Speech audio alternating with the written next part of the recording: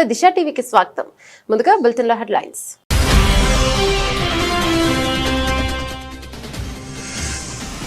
Asia cup 2025 ఫైనల్లో పాకిస్తాన్ పై భారత్ ఘన విజయం. 5 వికెట్ల తేడాతో గెలిచి ఛాంపియన్ గా నిలిచిన టీమిండియా.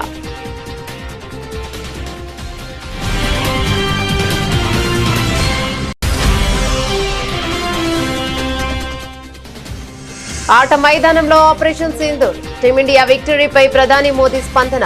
క్రీడా మైదానంలోనూ ఫలితం ఒకటేనని వ్యాఖ్య.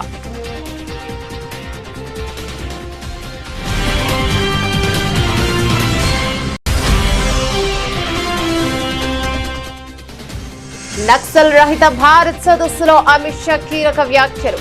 మావోయిస్టులు ఆయుధాలు వదిలేసి వస్తే రెడ్ కార్పెట్ తో స్వాగతం పలుకుతామన్న కేంద్ర హోంమంత్రి.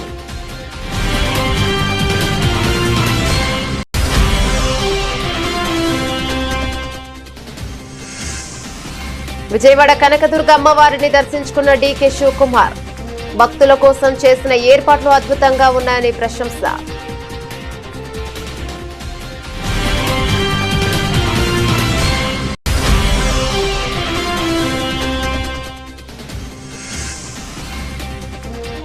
సూర్యకుమార్ యాదవ్ సంచలన నిర్ణయం. తన ఆసియా కప్ ఫీజు మొత్తం ఆర్మీకి విరాళం.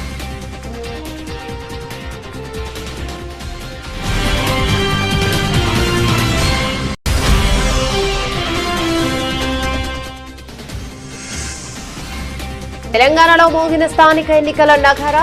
షెడ్యూల్ విడుదల. అక్టోబర్ 9 నుంచి నామినేషన్ల స్వీకరణ ప్రక్రియ ప్రారంభం.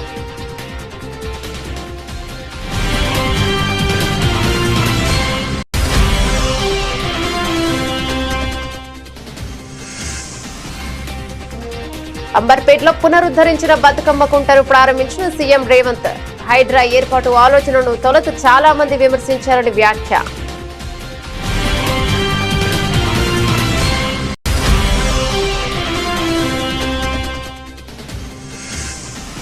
కృష్ణా గోదావరి నదుల్లో వరద ప్రవాహాలపై ఏపీ సీఎం చంద్రబాబు సమీక్ష.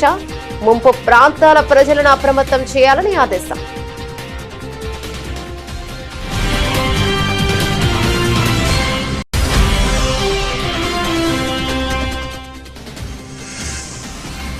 స్థానిక సంస్థల ఎన్నికలకు తమ ప్రభుత్వం అన్ని విధాలుగా సిద్ధంగా ఉంది, స్పష్టం చేసిన మంత్రి పొన్నం ప్రభాకర్.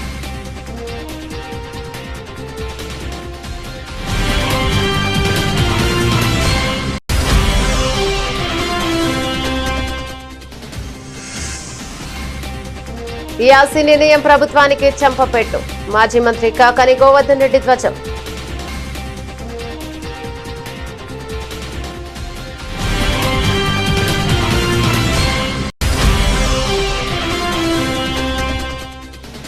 పెరుగుతున్న జనాభాకు దృష్ట్యా మెట్రోను విస్తరించాలని మాజీ సీఎం కేసీఆర్ ఆనాడే చెప్పారు. అప్పటి కేబినెట్ విషయాలను వెల్లడించిన మాజీ మంత్రి జగదీష్ రెడ్డి.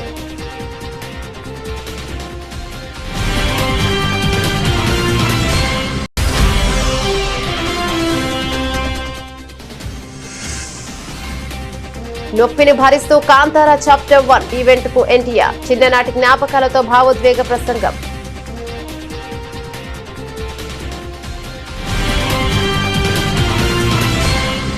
డీటెయిల్స్ చూస్తే ఆసియా కప్ 2025లో భారత జట్టు ఛాంపియన్ గా అవతరించింది. దుబాయ్ అంతర్జాతీయ క్రికెట్ స్టేడియంలో ఆదివారం జరిగిన ఉత్కంఠభరిత ఫైనల్ మ్యాచ్ లో చిరకాల ప్రత్యర్థి పాకిస్తాన్ పై 5 వికెట్ల తేడాతో టీమిండియా అద్భుత విజయం సాధించింది.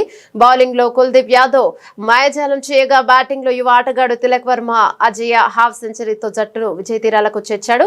147 పరుగుల చేజింగ్ లో టీమిండియా 19.4 ఓవర్లలో 5 వికెట్లకు 150 పరుగులు చేసింది. 147 పరుగుల సాధారణ లక్ష్యంతో బరిలోకి దిగిన భారత్ కు ఆరంభంలోనే గట్టి ఎదురుదెబ్బ తగిలింది. అభిషేక్ శర్మ 5, కెప్టెన్ సూర్యకుమార్ యాదవ్ 1, శుభ్మన్ గిల్ 12 స్వల్ప స్కోర్లకే పెవిలియన్ చేరడంతో 20 పరుగులకే 3 వికెట్లు కోల్పోయి కష్టాల్లో పడింది. క్లిష్ట సమయంలో తిలక్ వర్మ 69 నాట్అవుట్, సంజు శాంసన్ 24తో కలిసి ఇన్నింగ్స్ ను చక్కదిద్దే ప్రయత్నం చేశాడు. శాంసన్ అవుట్ అయ్యాక క్రీజుల్లోకి వచ్చిన శివం దుబే 33తో కలిసి తిలక్ వర్మ కీలక భాగస్వామ్యం నెలకొల్పాడు. దుబే కేవలం 22 బంతుల్లో 2 4లు 2 సిక్సర్లతో వేగంగా ఆడి మ్యాచ్ ను భారత్ వైపు తిప్పాడు. చివర్లో దూబే అవుట్ అయిన తిలక్ వర్మ సంయమనంతో ఆడి జట్టును గెలిపించాడు. పాక్ సీనియర్ పేసర్ హరీష్ రావు విసిరిన చివరి ఓవర్లో టీమిండియా విజయానికి 10 పరుగులు అవసరం కాక తిలక్ వర్మ ఓ సిక్సర్ కొట్టడంతో మ్యాచ్ భారత్ వైపు మొగ్గింది. రింకు సింగ్ విన్నింగ్ షాట్ గా 4 కొట్టడంతో భారత్ టోర్నీ విజేతగా అవతరించింది. అంతకు ముందు టాస్ గెలిచి బౌలింగ్ ఎంచుకున్న భారత్ పాకిస్తాన్ పై కట్టడి చేసింది. పాక్ ఓపెనర్లు షాహిబ్ దాదా ఫహాన్ 57, ఫకర్ జమాన్ 46 రాణించిన మిగతా బ్యాటర్లు విఫలమయ్యారు. ముఖ్యంగా భారత స్పిన్నర్ కుల్దీప్ యాదవ్ 4 ఓవర్లలో 30 పరుగులు ఇచ్చి 4 కీలక వికెట్లు పడగొట్టి పాపి పతనాన్ని శాసించాడు. అతనిని తోడుగా జస్ప్రీత్ బుమ్రా, అక్షర్ పటేల్, వరుణ్ చక్రవర్తి తలా 2 వికెట్లు తీయడంతో పాకిస్తాన్ 19.1 ఓవర్లలో 146 పరుగులకి ఆలౌట్ అయింది. భారత బౌలర్ల సమిష్టి ప్రదర్శన, ఆ తర్వాత తిలక్ వర్మ బాధ్యతాయుతమైన ఇన్నింగ్స్ తో టీమిండియా ఆసియా కప్ ను కైవసం చేసుకుంది. భారత్ ఆసియా కప్ గెలవడం ఇది 9వసారి కావడం విశేషం కాగా ఈసారి ఆసియా కప్ లో భారత్ పాకిస్తాన్ జట్లు 3 సార్లు తలపడగా అన్నింటా భారత్ జట్టే విజయం సాధించింది. ఆసియా కప్ చరిత్రలో భారత్ పాక్ జట్ల ఫైనల్ గా తలపడ్డం ఇదే మొదటిసారి కాగా భారత్ తన ఆధిపత్యాన్ని నిరూపించుకుంది. ఆసియా కప్ ఫైనల్లో చిరకాల ప్రత్యర్థి పాకిస్తాన్ పై భారత్ క్రికెట్ జట్టు సాధించిన విజయంపై ప్రధానమంత్రి నరేంద్ర మోదీ తనదైన శైలిలో స్పందించారు. టీమిండియా ఆటగాళ్లకు అభినందనలు తెలుపుతూ ఆయన చేసిన ఒక పోస్ట్ ఇప్పుడు ఆసక్తికరంగా మారింది. తన అభినందన సందేశంలో ఆపరేషన్ సింధూర్ అనే పదాన్ని ప్రయోగించడం విశేషం. క్రీడా మైదానంలో భారత జట్టు చూపిన అద్భుత ప్రదర్శనను ప్రశంసిస్తూ ప్రధాని మోదీ తన అభిప్రాయాన్ని పంచుకున్నారు. ఆట మైదానంలో ఆపరేషన్ సింధూర్ ఎక్కడైనా ఫలితం ఒక్కటే, భారత్ విజేత అని ఆయన పేర్కొన్నారు. ఈ విజయం సాధించిన మన క్రికెటర్లకు అభినందనలు అంటూ తన పోస్ట్ ను ముగించారు. సాధారణంగా భారత జట్టు కీలక విజయాలు నమోదు చేసినప్పుడు ప్రధాని మోదీ అభినందనలు తెలపడం పరిపాటి. అయితే ఈసారి కాస్త వినూత్నంగా ఒక ప్రత్యేకమైన పదాన్ని ఉపయోగించి శుభాకాంక్షలు తెలపడం చర్చనీయాంశంగా మారింది. భారత విజయాన్ని ఆపరేషన్ సింధూర్ తో పోల్చడం ద్వారా గెలుపు ప్రాధాన్యతను ఆయన చెప్పకనే చెప్పారు. ఈ విజయం పట్ల దేశవ్యాప్తంగా క్రీడాభిమానులు హర్షాన్ని వ్యక్తం చేస్తుండగా ప్రధాని అభినందనలు జట్టులో కొత్త ఉత్సాహాన్ని నింపాయి. దేశంలో నక్సలిజం శాశ్వత పరిష్కారం దిశగా కీలక అడుగులు పడుతున్న వేళ కేంద్ర హోంశాఖ మంత్రి అమిత్ షా కీలక వ్యాఖ్యలు చేశారు. మావోయిస్టుల కాల్పుల విరమణ ప్రతిపాదనను తిరస్కరించిన ఆయన వారు ఆయుధాల బదిలీ లొంగిపోయేందుకు ముందుకొస్తే స్వాగతిస్తామని తెలిపారు. ఈ క్రమంలో భద్రతా దళాల నుంచి ఒక్క బుల్లెట్ కూడా ప్రయోగించబోమని అమిత్ షా హామీనిచ్చారు. నక్సల్ రహిత భారత్ పై ఢిల్లీలో నిర్వహించిన సదస్సు ముగింపు సమావేశంలో అమిత్ షా మాట్లాడారు. ఇటీవల మావోయిస్టుల నుంచి వచ్చిన లేఖపై స్పందిస్తూ ఇప్పటి వరకు జరిగిన పొరపాటేనని వారు పేర్కొనడం గమనార్హం. కాల్పుల విరమణ ప్రకటించాలని లొంగిపోవాలనుకుంటున్నామని వారు సూచించారు. కానీ లొంగిపోవాలనుకుంటే విరమణ అవసరం లేదు, ఆయుధాలు వదిలి ముందుకు రండి, స్వాగతించేందుకు సిద్ధంగా ఉన్నామని పేర్కొన్నారు. మావోయిస్టుల హింసపై మౌనం వధిస్తూ వారిని సిద్ధాంతపరంగా మద్దతిస్తున్న వామపక్షాలను అమిత్ షా ప్రశ్నించారు. ఆపరేషన్ బ్లాక్ ఫారెస్ట్ ప్రారంభించినప్పుడు మానవ హక్కుల పేరు చెప్పి విమర్శలు చేసేవారు గిరిజన బాధితుల కోసం ఆగిపోయిన అభివృద్ధిని ఆ పార్టీలు ఎందుకు అడగడం లేదు అని ప్రశ్నించారు. నక్సలిజంపై కేంద్రం చేస్తున్న చర్యలు చివరి దశలో ఉన్నాయని, వచ్చే ఏడాది మార్చి 31 నాటికి దేశంలో నక్సలిజాన్ని పూర్తిగా తుదముట్టిస్తామని అమిత్ షా పునరుద్ఘాటించారు. ऐसा मानते हैं कि नक्सलवाद की हथियारी गतिविधियां समाप्त होने के साथ ही नक्सलवाद की समस्या समाप्त हो जाएगी, मगर ऐसा है नहीं। इस देश में नक्सलवादी समस्या क्यों पनपी, क्यों बढ़ी, क्यों विकसित हुई, इसका वैचारिक पोषण किसने किया? और जब तक भारत का समाज ये थियोरी का, ये नक्सलवाद के विचार का वैचारिक पोषण, लीगल समर्थन और वित्तीय पोषण करने वाले समाज में बैठे हुए लोगों को समझ नहीं लेता है और उन लोगों को हम वापिस नहीं लाते हैं, तब तक नक्सलवाद के खिलाफ लड़ाई समाप्त नहीं हो जाएगी। हम हथियारी नक्सलियों को सरेंडर कर या हमारे जवान उनसे मुकाबला कर उनको अरेस्ट कर आमना सामना होगा तो न्यूट्रलाइज कर समाप्त कर सकते हैं, मगर ये विचार के लिए हमें आगे बहुत कुछ करने की जरूरत पड़ेगी। और उस दृष्टि से मैं यहां पर जो चर्चाएं हुई हैं उसको समय उचित भी मानता हूं और बहुत जरूरी भी मानता हूं। దసరా శరన్నవరాత్రి ఉత్సవాలతో విజయవాడ ఇంద్రకీలాది భక్తులతో కిటకిటలాడుతుంది. ఉత్సవాల్లో అత్యంత ముఖ్యమైన మూల నక్షత్రం సందర్భంగా సోమవారం కనకదుర్గమ్మ అమ్మవారు సరస్వతీదేవి అలంకారంలో భక్తులకు దర్శనమిస్తున్నారు. ఈ పవిత్రమైన రోజున అమ్మవారిని దర్శించుకునేందుకు పలువురు రాజకీయ ప్రముఖులు ఆలయానికి తరలివచ్చారు. కర్ణాటక ఉప ముఖ్యమంత్రి డీకే శివకుమార్, ఆంధ్రప్రదేశ్ మంత్రి కొలుసు పాదసారథి అమ్మవారిని దర్శించుకుని ప్రత్యేక పూజలు నిర్వహించారు. ఇక ఈ ఉదయం ఆలయానికి చేరుకున్న కర్ణాటక ఉప ముఖ్యమంత్రి డీకే శివకుమార్ వేద పండితులకు ఆలయ అధికారులు సాంప్రదాయబద్ధంగా స్వాగతం పలికారు. అనంతరం ఆయన అమ్మవారికి ప్రత్యేక పూజలు జరిపారు. దర్శనం తర్వాత మీడియాతో మాట్లాడుతూ దుర్గామాతను దర్శించుకోవడం ఎంతో ఆనందంగా ఉందని తెలిపారు. భక్తుల సౌకర్యార్థం ఆలయ యంత్రాంగం చేసిన ఏర్పాట్లు అన్ని బాగున్నాయని ప్రశంసించారు. ఆలయ ప్రాంగణం మంచి ఆధ్యాత్మిక వాతావరణంతో నిండిపోయిందని ఆయన అన్నారు. ఆసియా కప్ విజయం అందించిన ఆనందం ఒకవైపు, ప్రధానోత్సవంలో ఎదురైన అవమానం మరోవైపు. ఈ రెండింటి నడుమ టీమిండియా కెప్టెన్ సూర్యకుమార్ యాదవ్ తన దాతృత్వంతో దేశ ప్రజల హృదయాలను గెలుచుకున్నాడు. ఈ టోర్నమెంట్ ద్వారా తనకు లభించిన మ్యాచ్ ఫీజు మొత్తాన్ని భారత సైన్యానికి విరాళంగా ప్రకటిస్తున్నట్లు వెల్లడించి ఇక నిజమైన నాయకుడు అనిపించుకున్నారు. ఆసియా కప్ 2025 ఫైనల్లో పాకిస్తాన్ పై భారత్ ఘన విజయం సాధించిన సంగతి తెలిసిందే. బహుమతుల ప్రధానోత్సవంలో పాకిస్తాన్ అంతర్గత వ్యవహారాల మంత్రి, ఏసీసీ అధ్యక్షుడు కూడా అయిన మొహిన్స్ నఖ్వీ చేతుల మీదుగా ట్రోఫీని స్వీకరించేందుకు భారత జట్టు నిరాకరించింది. ఇది తీవ్ర వివాదానికి దారితీసింది. ఈ అవమానకర పరిణామంపై కెప్టెన్ సూర్యకుమార్ యాదవ్ తీవ్రంగా భావోద్వేగభరితంగా స్పందించాడు.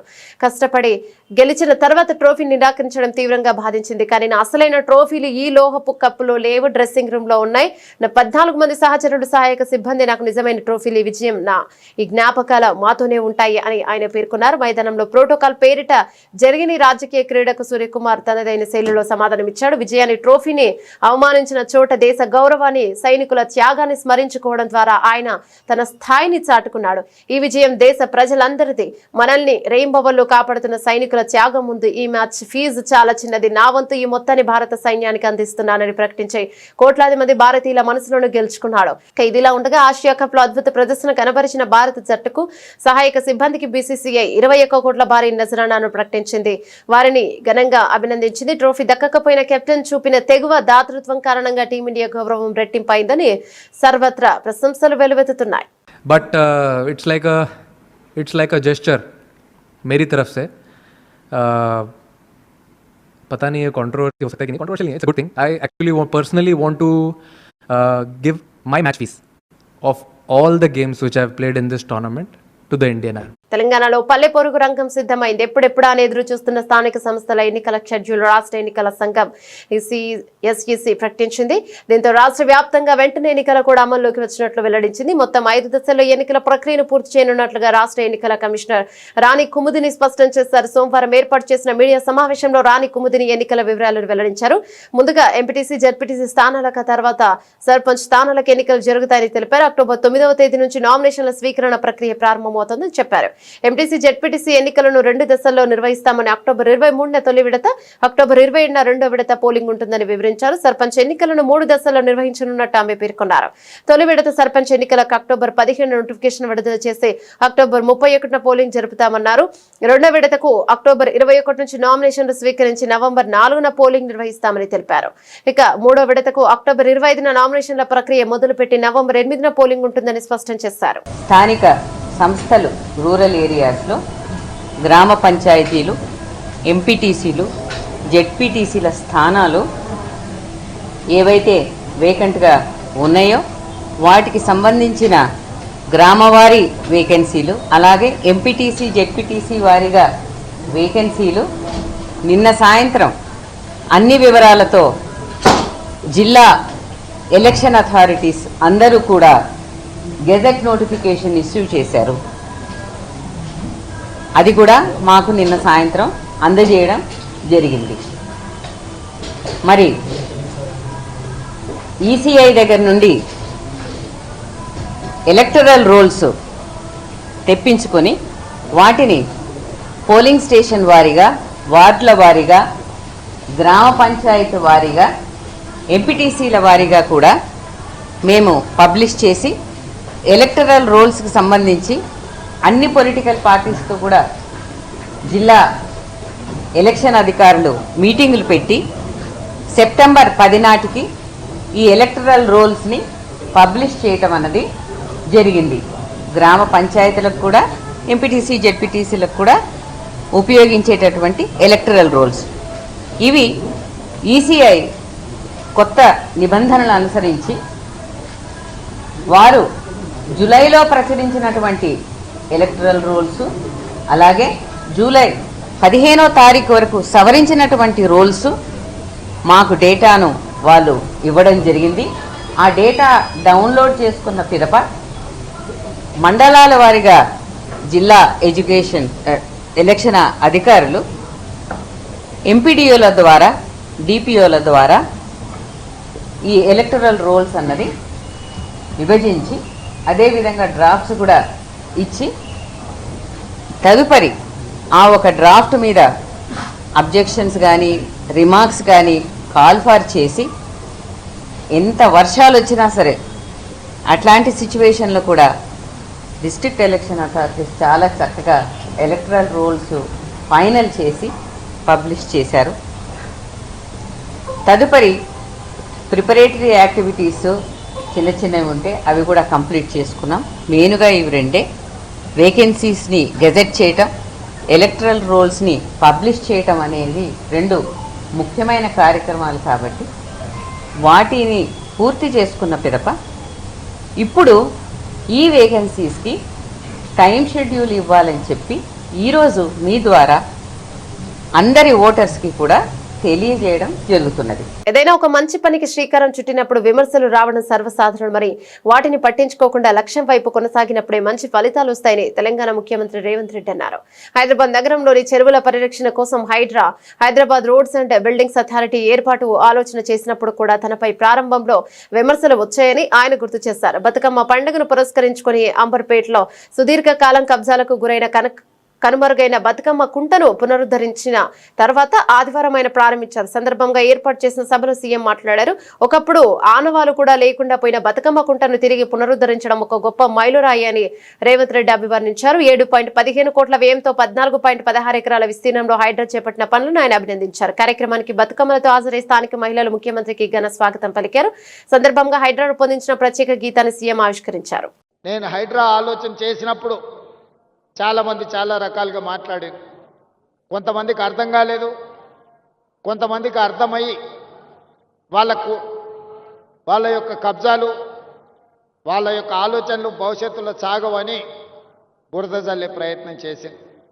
ఎవరెన్ని ప్రయత్నాలు చేసినా మంచి పని చేయాలనుకున్నప్పుడు, ఒక సంకల్పంతో ముందుకు వెళ్ళాలనుకున్నప్పుడు కొన్ని ఒడిదుడుకులు వస్తాయి. ఆ ఒడిదుడుకులను సమయస్ఫూర్తితోనో సమయము సందర్భాన్ని బట్టి వాటిని పరిష్కరించుకుంటూ ముందుకు వెళ్ళాలి. రాష్ట్రంలో నదీ ప్రవాహాలు, రిజర్వాయర్లలో నీటి నిల్వలపై ఆంధ్రప్రదేశ్ ముఖ్యమంత్రి చంద్రబాబు నాయుడు ఆదివారం రాత్రి ఉన్నతాధికారులతో సమీక్ష నిర్వహించారు. ఇక డైనమిక్ ఫ్లడ్ మేనేజ్మెంట్ తో నీటి వనరుల సంపూర్ణ వినియోగం జరిగేలా చూడాలని సీఎం సూచించారు. ఎగువ రాష్ట్రాల నుంచి వస్తున్న వరద ప్రవాహాలను రియల్ టైంలో అంచనా వేస్తూ అవసరమైన చర్యలు తీసుకోవాలని ఆదేశించారు. రెయిన్ గేజెస్ ద్వారా కురిసిన వర్షాన్ని లెక్కించి ఫ్లడ్ మేనేజ్మెంట్ చేపట్టాలన్నారు. వర్షపాతం, ఎగువ రాష్ట్రాల నుంచి వచ్చే నీటి ప్రవాహాల సమాచారాన్ని విశ్లేషించి సమన్వయంతో అన్ని రిజర్వాయర్ పూర్తిగా నింపాలని సీఎం సూచించారు. అదేవిధంగా సాధ్యమైన ఎక్కువ చెరువులను నీటితో నింపాలని ఆదేశించారు. కృష్ణానదిలో ప్రకాశం బ్యారేజ్ వద్ద ప్రస్తుతం 6.57 లక్షల క్యూసెక్కుల వరద ఉందని అధికారులు తెలిపారు. వచ్చిన నీటిని వచ్చినట్టు సముద్రంలోకి పంపుతున్నట్లు వివరించారు. సోమవారం సాయంత్రానికి 7 లక్షల క్యూసెక్కులకు పైగా వరద రావచ్చని అంచనా వేస్తున్నట్లు తెలిపారు. శ్రీశైలం నుంచి వస్తున్న వరదతో పాటు తెలంగాణ రాష్ట్రంలో కురుస్తున్న భారీ వర్షాల కారణంగా వరద వస్తోందని తెలిపారు. అలాగే గోదావరిలో ధవళేశ్వరం వద్ద ప్రస్తుతం 10.12 లక్షల క్యూసెక్కుల వరద ఉంటుందని, వరద ప్రవాహం పెరిగి 11.50 లక్షల క్యూసెక్కుల వరకు రావచ్చని అధికారులు తెలిపారు. మరోవైపు వరదల కారణంగా ముప్పు ఉండే ప్రాంతాల ప్రజలను ఎప్పటికప్పుడు సమాచారం అప్రమత్తం చేయాలని సూచించారు. వరద ప్రభావిత ప్రాంతాల్లో ఆయా శాఖల అధికారుల సమన్వయంతో ప్రజలకు అవసరమైన సహాయం అందించాలని సూచించారు. ఆన్లైన్ విధానంలో జరిగిన ఈ సమీక్షలో ఇరిగేషన్ శాఖ అధికారులు, ఆర్జీఎస్ అధికారులు, డిజాస్టర్ మేనేజ్మెంట్ అధికారులు పాల్గొన్నారు. స్థానిక సంస్థల ఎన్నికల షెడ్యూల్ను ఇవాళ విడుదల చేసింది తెలంగాణ రాష్ట్ర ఎన్నికల సంఘం. మొదట ఎంపీటీసీ, జెడ్పీటీసీ ఎన్నికలు జరగనున్నాయి. ఆ తర్వాత వార్డులు, సర్పంచ్ ఎన్నికలు నిర్వహించనుంది. ఎన్నికల సంఘం అయితే ఎన్నికల షెడ్యూల్ విడుదల అనంతరం ఏబీఎన్ ఆంధ్రజ్యోతితో మంత్రి పొన్నం ప్రభాకర్ మాట్లాడారు. స్థానిక సంస్థల ఎన్నికలకు తమ ప్రభుత్వం అన్ని విధాలుగా సిద్ధంగా ఉందని చెప్పుకొచ్చారు. ఎన్నికల సంఘం షెడ్యూల్ ఇవ్వడంతో తాము స్థానిక సంస్థల ఎన్నికలకు సిద్ధంగా ఉన్నామని ఉద్ఘాటించారు. కొంతమంది ఉద్దేశపూర్వకంగా కోర్టులను ఆశ్రయించి ఎన్నికలు ఆపాలని చూస్తే చేసేదేం లేదని చెప్పుకొచ్చారు. తమ ప్రభుత్వానికి ప్రజల్లో ఎక్కడ వ్యతిరేకత లేదని, అసంతృప్తి లేదని స్పష్టం చేశారు. 100% స్థానాలు తామే గెలుస్తామని ధీమాను వ్యక్తం చేశారు. ఎంఏయుడి హెచ్ఎండిఏ మరియు జిహెచ్ఎంసీలలో అవినీతి జరుగుతోందనే ఆరోపణలు చేస్తున్న వారు హైదరాబాద్ ఇన్ఛార్జ్ మంత్రిగా తన దృష్టికి తీసుకురావాలని సూచించారు. బ్రేక్ఫాస్ట్ పథకం ద్వారా చాలా మంది ఆకలి తీరుతోందని, ₹5కే బ్రేక్ఫాస్ట్ పథకం ద్వారా ఆకలి తీరుతోందని వివరించారు. ప్రస్తుతం బ్రేక్ఫాస్ట్ పథకం 80 చోట్ల మాత్రమే అమల్లో ఉందని తెలిపారు. రాబోయే రోజుల్లో 150 డివిజన్లలో అందుబాటులోకి తెస్తామని మంత్రి పొన్నం ప్రభాకర్ తెలిపారు. చట్టబద్ధంగా, న్యాయబద్ధంగా, ప్రామాణికంగా అన్ని లెక్కలు తీసుకొని మళ్ళీ చెప్తాను. ఇలా నోటికాడి ముద్ద 42% ఎన్నికల షెడ్యూల్ వచ్చింది. ఎవరెక్కడ పోటీ చేస్తారో తెలుస్తా ఉంది. ఇటువంటి సందర్భంలో తప్పకుండా ఎవరు అన్యాయం చేయొద్దని కోరుతా ఉన్నాం. అందుకే రాజకీయ పార్టీల అఫిడవిట్ కోర్టులో ఏమని అడుగుతా ఉన్నాం. నోరోటి నొసలోడు ఆడితే నడవదు. కాబట్టి ఇవాళ మా అభిప్రాయాలను తెలంగాణ సామాజిక న్యాయం కోరే అందరూ కూడా, ఇంక్లూడింగ్ జర్నలిస్టులతో సహా, ఇవాళ ఈ అంశానికి మద్దతు ఇచ్చి ఒక సామాజిక మార్పుకు తెలంగాణ ఆనాడు భూమి కోసం, ముక్తి కోసం, విముక్తి కోసం పోరాటం జరిగింది. ఆనాడు నియంతృత్వానికి, నిరంకుశానికి వ్యతిరేకంగా పోరాటం జరిగింది. తర్వాత తెలంగాణ ఉద్యమ సాధనకు జరిగింది. ఇవాళ తెలంగాణ సామాజిక న్యాయం కొరకు జరుగుతుంది. ఇప్పుడే తెలంగాణ తొలి రాష్ట్రంగా దేశానికి ఆదర్శంగా కావడానికి ప్రయత్నం జరుగుతుంది. అందరూ సహకరించాలని కోరుతాను. తన అనుమతి లేకుండా విద్యుత్ ఛార్జీల పేరుతో ప్రజలపై భారం మోపేందుకు ప్రభుత్వానికి ఏపీఈఆర్సీ తలంటితే సిగ్గుపడాల్సింది పోయి ట్రూ డౌన్ పేరుతో విద్యుత్ ఛార్జీలను తగ్గిస్తున్నట్లుగా ఎల్లో మీడియా ద్వారా చంద్రబాబు ప్రచారం చేసుకోవడం ఆయన దివాలా కోరుతనంకు నిదర్శనమని వైఎస్ఆర్ కాంగ్రెస్ పార్టీ నెల్లూరు జిల్లా అధ్యక్షుడు మాజీ మంత్రి కాకాని గోవర్ధన్ రెడ్డి ఆగ్రహాన్ని వ్యక్తం చేశారు. ట్రూ డౌన్ వల్ల వినియోగదారులకు వెనక్కివాల్సిన ₹923.55 కోట్లను తాను ఎంత ఉదారంగా తగ్గిస్తున్నట్లు చెప్పుకోవడానికి సిగ్గులేదా అని ప్రశ్నించారు. నెల్లూరులోని పార్టీ జిల్లా కార్యాలయంలో మీడియాతో మాట్లాడుతూ అధికారంలోకి వస్తే విద్యుత్ ఛార్జీలను తగ్గిస్తానని ఎన్నికల్లో హామీ ఇచ్చిందే కాకుండా సీఎం అయిన ఏడాదిలోనే ప్రజలపై చంద్రబాబు 19,000 కోట్ల విద్యుత్ భారం మోపాడని ధ్వజమెత్తారు. నిద్ర లేచింది మొదలు అబద్దాలు చెప్పడం అలవాటుగా మార్చుకున్న చంద్రబాబు ఇళ్ల నిర్మాణం గురించి అసెంబ్లీలో పచ్చి అబద్దాలు మాట్లాడారని, వైఎస్ఆర్సీపీ హయాంలో నిర్మించిన ఇళ్లను కూడా తానే కట్టినట్టు ప్రచారం చేసుకోవడం సిగ్గుచేటని కాకాని మండిపడ్డారు.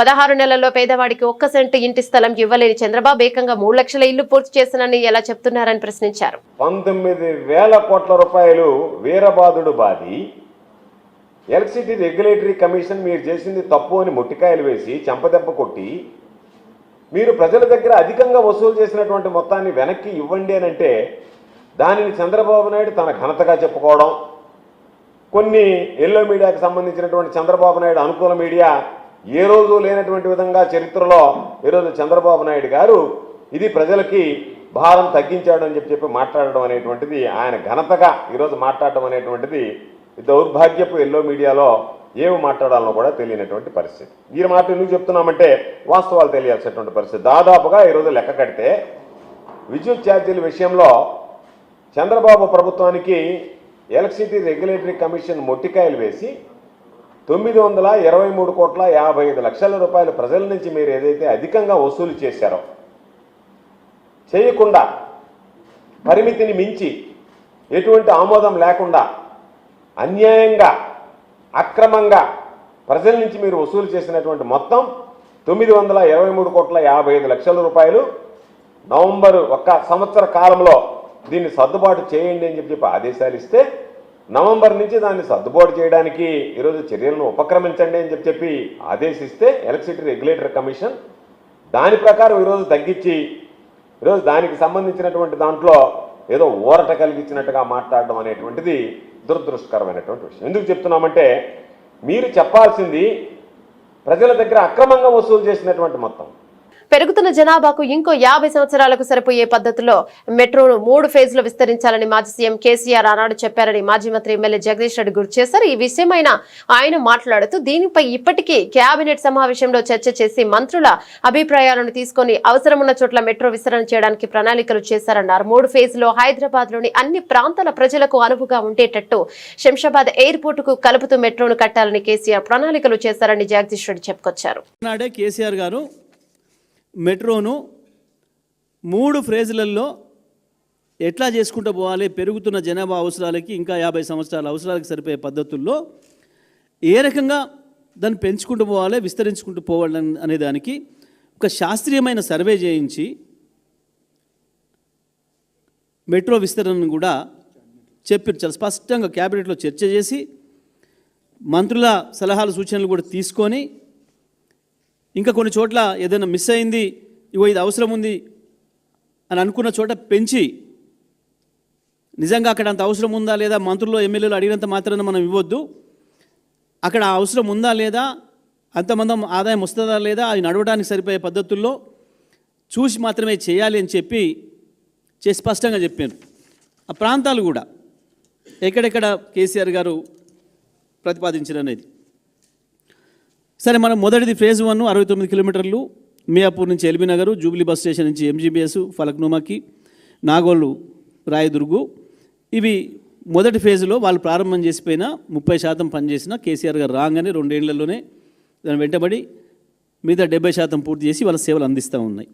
ఫేజ్ 2లో కూడా రాయదుర్గు నుంచి శంషాబాద్ ఎయిర్పోర్ట్కి, బీహెచ్ఏఎల్ నుంచి లక్డికాపూల్కి 26 కిలోమీటర్లు, నాగోల్ నుంచి ఎల్బీ నగరు ఆ లింక్ ఏదైతే ఉందో 5 కిలోమీటర్లు, ఎంజీబీఎస్ ఫలక్నుమా 5.5 కిలోమీటర్లు. ఇది సెకండ్ ఫేజ్లో ప్రతిపాదన పెట్టి దానికి పూర్తి స్థాయిలో పనులు మొదలుపెట్టే ప్రక్రియలో ప్రారంభం చేశారు. అదేవిధంగా థర్డ్ ఫేజ్లో బీహెచ్ఎల్ నుంచి పటాన్ చెరు, ఇస్నాపూర్ ఓఆర్ఆర్ వరకు 13 కిలోమీటర్లు, ఎల్బీ నగర్ నుంచి పెదంబర్పేట 13 కిలోమీటర్లు, 8 స్టేషన్లు ఎల్బీ నగర్ నుంచి పెదంబర్పేటకి, శంషాబాద్ నేషనల్ హైవే మెట్రో నుంచి కొత్తూరు, షాద్నగర్ వరకు 28 కిలోమీటర్లు. సినీ రంగంలో స్నేహానికి, వృత్తి పట్ల నిబద్ధతకు అసలైన నిదర్శనంగా నిలిచారు యంగ్ టైగర్ ఎన్టీఆర్. కొద్ది రోజుల క్రితం ఒక యాడ్ షూటింగ్ లో గాయపడి ఇంకా పూర్తి స్థాయిలో కోలుకున్నప్పటికీ ఇచ్చిన మాట కోసం Kantara chapter 1 Telugu pre release వేడుకకు ముఖ్య అతిథిగా హాజరయ్యారు. ఆదివారం సాయంత్రం హైదరాబాద్ లోని జాసీ కన్వెన్షన్ లో అట్టాసంగా జరిగిన కార్యక్రమంలో ఎన్టీఆర్ నొప్పితో ఇబ్బంది పడుతూనే పాల్గొని అందరి హృదయాలను గెలుచుకున్నారు. ఆయన రాకతో ఈవెంట్ కు కొత్త శోభ వచ్చింది. గాయం కారణంగా గట్టిగా మాట్లాడలేకపోతున్నాను, దయచేసి కాస్త ఓపికగా వినండి, త్వరలోనే ముగిస్తానని అభిమానులను కోరడం ఆయన నిబద్ధతకు అర్థం పట్టింది. సందర్భంగా ఎన్టీఆర్ మాట్లాడుతూ కాంతార ప్రపంచంతో తనకున్న వ్యక్తిగత అనుబంధాన్ని పంచుకున్నారు. నాకు దాదాపు 3 ఏళ్ల వయసున్నప్పుడు మా అమ్మమ్మ కుందాపురం సమీపంలోనే ఉన్న ఊరు అని చెప్పేది. అక్కడి దైవాలైన గులిగా, పంజుర్లి గురించి ఎన్నో కథలు చెప్పేది. అవన్నీ వింటున్నప్పుడు ఇలా నిజంగా జరుగుతుందా అని నాకు ఎన్నో సందేహాలు వచ్చేవి. కథలంటే నాకు చాలా ఇష్టం అంటూ తన బాల్య స్మృతులను నెమరు వేసుకున్నారు. నాకు తెలిసి నా వయసు బహుశా 3 ఏళ్ళు 4 ఏళ్ళు అయి ఉంటుంది. మొట్టమొదటిసారి మా అమ్మమ్మ నన్ను కూర్చోపెట్టి, మా ఊరు ఇది, కుందాపురా దగ్గరే మా ఊరు, చిన్నప్పుడు మేము కొన్ని కథలు విని పెరిగాము అని నాకు చిన్నప్పటి నుంచి కొన్ని కథలు చెప్పడం మొదలుపెట్టేది. అప్పుడు అర్థమయ్యేది కాదు, ఓహో ఇదేంటి, ఇది ఎప్పటికైనా ఇది నిజంగా జరుగుంటుందా, ఈ కథ నిజమేనా కాదా, ఇలాంటి ఎన్నో డౌట్లు నాకు. కానీ బాగా నచ్చేవి. ఆవిడ చెప్పినప్పుడల్లా చాలా ఇంట్రెస్ట్ వచ్చేది. ఒక్కసారి వెళ్ళి చూడాలి కదా, ఈ గుళిగా ఆట అనేది ఏంటి, ఈ పింజూర్లి అంటే ఏంటి, ఒక్కసారి చూడాలి కదా. చిన్నప్పటి నుంచి నాటుకుపోయింది. కానీ ఏ రోజు అనుకోలేదు నేను విన్న ఆ కథల నుంచి, నేను విన్న ఆ కథల గురించి ఒక దర్శకుడు ఆ కథ తీస్తాడు అని, ఒక చిత్రం తీస్తాడు అని. And that was none other than my brother Rishab Shetty. The stories I've heard as a child, when I saw it on screen, I was speechless, sir. I just did not know what to say. కథ తెలిసి నేనే ఇలా అయిపోతే, ఈ కథ కొత్తగా తెలిసిన వాళ్ళు ఏమయ్యారో అదే రిజల్ట్ కాంతారా 1ది. Rishab sir is a very, very, very rare breed of directors and actor. I've always had this, అంటే ఈయనలో డైరెక్టర్ ఓవర్ పవర్ చేస్తాడా, డామినేట్ చేస్తాడా, యాక్టర్ డామినేట్ చేస్తాడా అని. బట్ రిషబ్ సార్లో డామినేట్ చేసేది కేవలం ఒక డైరెక్టర్ యాక్టర్ కాదు, 24 క్రాఫ్ట్స్లో ఉండే ప్రతి department. He dominates every department of all the 24 crafts. If it was not for Rishabh sir, I really don't think ఈ రోజు ఈ చిత్రం ఈ లెవెల్లో తీయగలిగేవారా ఎందుకంటే నేను మా అమ్మగారు ఎప్పటి నుంచో ఉండే కోరిక ఉడిపి కృష్ణుడు గుడికి తీసుకెళ్ళాలి అని. నేను తీసుకువెళ్ళినప్పుడు thank you to Rishab sir లేకపోయి ఉంటే మాత్రం ఆ దర్శనం కానీ ఆ భాగ్యం కానీ కలిగేది కాదు. బులెటిన్ ముగించే ముందు హెడ్లైన్స్ మరోసారి.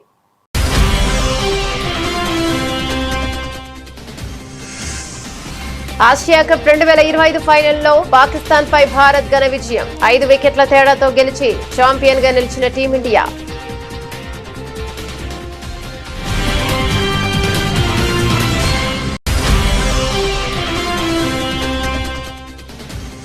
ఆట మైదానంలో ఆపరేషన్ సింధూర్. టీమిండియా విక్టరీపై ప్రధాని మోదీ స్పందన.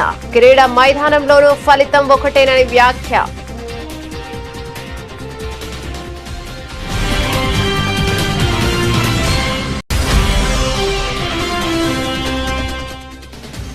నక్సల్ రహిత భారత్ సదస్సులో అమిత్ షా కీలక వ్యాఖ్యలు. మావోయిస్టులు ఆయుధాలు వదిలేసి వస్తే రెడ్ కార్పెట్ తో స్వాగతం పలుకుతామన్న కేంద్ర హోంమంత్రి.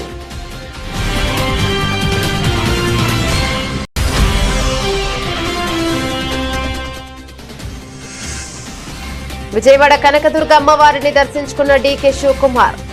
భక్తుల కోసం చేసిన ఏర్పాట్లు అద్భుతంగా ఉన్నాయని ప్రశంస.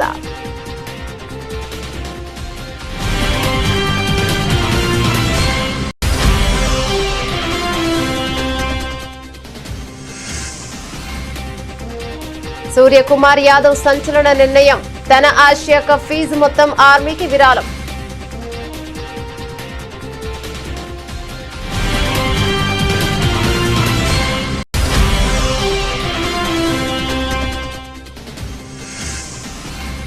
తెలంగాణలో మోగిన స్థానిక ఎన్నికల నగార. షెడ్యూల్ విడుదల. అక్టోబర్ 9 నుంచి నామినేషన్ల స్వీకరణ ప్రక్రియ ప్రారంభం.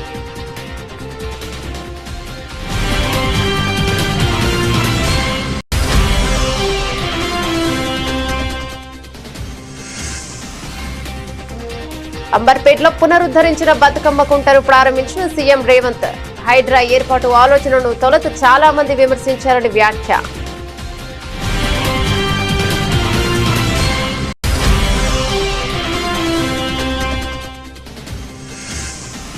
కృష్ణా గోదావరి నదుల్లో వరద ప్రవాహాలపై ఏపీ సీఎం చంద్రబాబు సమీక్ష. ముంపు ప్రాంతాల ప్రజలను అప్రమత్తం చేయాలని ఆదేశం.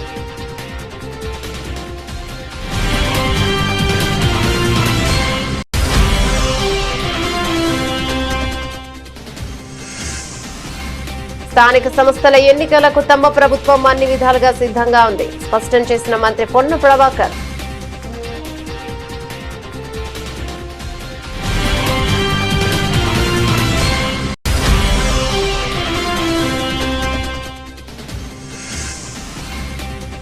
ఈ ఆసి నిర్ణయం ప్రభుత్వానికి చెంపపెట్టు. మాజీ మంత్రి కాకాని గోవర్ధన్ రెడ్డి ధ్వజం.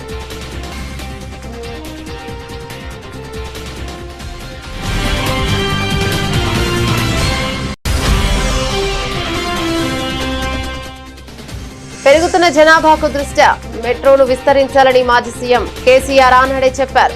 అప్పటి కేబినెట్ విషయాలను వెల్లడించిన మాజీ మంత్రి జగదీష్ రెడ్డి.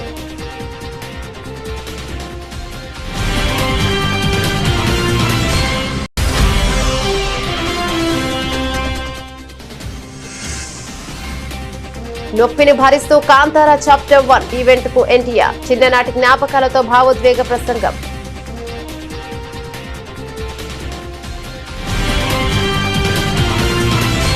ఇవి బులెటిన్ డీటెయిల్స్. మరో బులెటిన్ లో మళ్ళీ కలుద్దాం. అంతవరకు సెలవు. నమస్తే.